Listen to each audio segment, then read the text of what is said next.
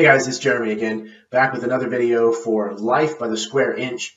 This is question number 4, day 4 of the My 30-Day World challenge that was issued by Absolute Tabletop to coincide with their Dead Man's Guide to Dragongrin Kickstarter. And today the question is, who is the most renowned hero in your world? I do want to preface this by saying that this is not something that I usually spend a whole lot of time thinking about. So this question actually took me quite a bit of thought to kind of come up with the answers for.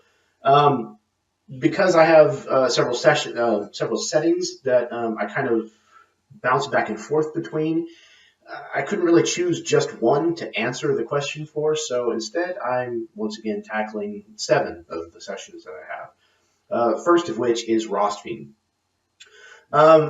So I say that I don't usually think about this, and that's usually because I feel like at any given moment the player characters really should feel like that they're the most renowned hero in the world, at least, you know, at higher levels.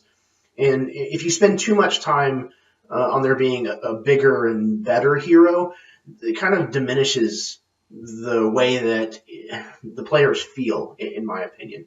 Now, obviously, them actually being the most renowned hero doesn't make very much sense, and it's very unlikely. But still, you know, it's all kind of about the narrative.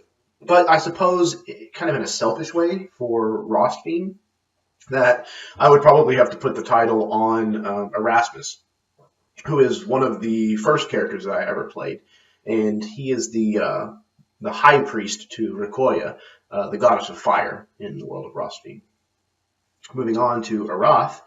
On the Tanthara side, which is the desert, Arath, Tanthara, desert. On the Tanthara side, which is the desert hemisphere, the separate human tribes are all kind of ruled by one queen. Each tribe supplies and sends a princess, who is the highest born young woman from among their people, to kind of go and become a member of the queen's retinue. This group is called the Council of the 11 Tribes, and their position is kind of to advise the queen on the matters of the different tribes, you know, particularly the one that they came from, but other things as well. But the really kind of neat secret is that all 11 of these women are also highly skilled in other disciplines, and they also serve secretly as the queen's bodyguards. The third setting is Acid Rain. And heroes are kind of hard to come by on Cadian's Keep, as most of the people that wind up here are not really hero material. It's a prison island, after all, and those that are innocent, they don't usually last very long if they can't adapt. And adapting usually means kind of letting go of a lot of the moral quandaries that make a hero a hero. So many of the inmates in Cadian's Keep still manage to gather in an incredible renown, becoming famous on the mainland. And the fans there are able to kind of buy and send their favorite inmates care packages via drones that kind of come in and drop them. And there's no limitation on what can be sent, except for, you know, like a vehicle that lets them escape or what have you. So the fourth setting is Dowrenland. Outsiders often find themselves turning up in Dowrenland without ever having really a great explanation as to how they got there, usually. Some of them fall down a rabbit hole, some of them come through a mirror, some a wardrobe, you know. The 4 best-known outsiders were 4 young adults who kind of stood up against the rising tyranny, and they almost won the day. But their names were Jack, Dorothy, Peter, and Alice. However, Dorothy and Alice's heads are now a part of the Red Queen's collection, and Jack and Peter are still around and serving the Obsidian King. However, they aren't exactly living. Caldera is the next setting. There was a famous reclaimer by the name of Angus O'Hannon, and the reclaimers are hunting down. They're kind of a Texas Ranger U.S. Marshal type. They hunt down arcane outlaws, essentially.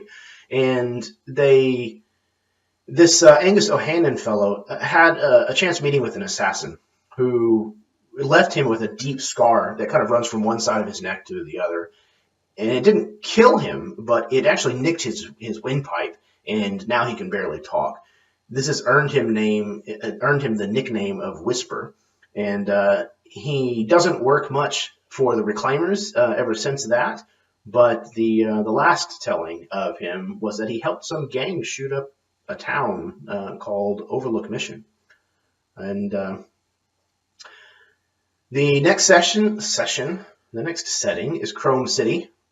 Most of the real heroes in Chrome City go unsung. Most of the people here are just happy to kind of work through the day and get back home in one piece. However, there was a woman whose name is very well known by most people, and she was the first person to set out to explore the Harbinger. She was named Tendo Nin. She made it on board, and she managed to establish kind of a small outpost, sending messages of her success kind of back to the moons that awaited the kind of word about what was going on. But however, contact was soon lost, and she was never heard from again. And subsequent expeditions into the strange ship never found any evidence of her, aside from the scant few things that could be found at her base camp. And last but not least, there is Momentum.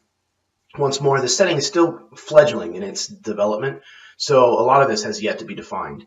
However, there's a lot of reverence that is heaped upon one of the races of people known as the Bonekin. And they are large, and they're tough, and they're the only ones who are able to actually work the bones and the flesh and the metal of the Colossias, which has kind of become the earth of this world. And most assume that they are the descendants of the god giants because of the reasons that I just listed. But with how ingrained mythology kind of is going to be in this setting, with the gods having kind of walked around the world and taken part in its history, there's going to be a lot of demigods and the like. So I would imagine that someone along the lines of maybe like a Hercules-esque type individual will probably crop up at some point. But that is question number 4. And yeah, this is, once again, the Erasmus Expeditions. This is another Life by the Square Inch video. I've been Jeremy. Make sure to subscribe, hit the like button if you like what you see, and check out some of the live play games if you kind of dig what I've got laying down here. So definitely go check out I lost it. I was doing so well. The Kickstarter. Go check out the Kickstarter. I have the link in the description. And until next time, may your dice roll high and your snacks always be within reach.